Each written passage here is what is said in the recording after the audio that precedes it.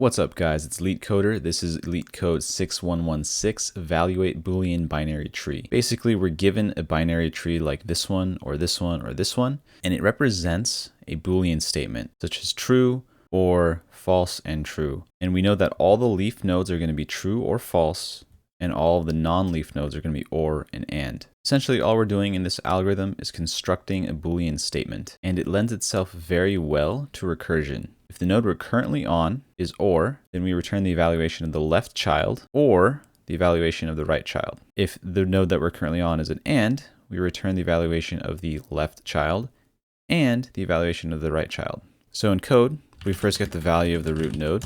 We check if the value is equal to 3, and 3 represents and in this case. Return the evaluation of the left side and the evaluation of the right side.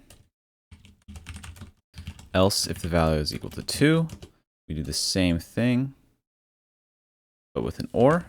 Else, if val is equal to 1, we just return true. And then else, we just return false.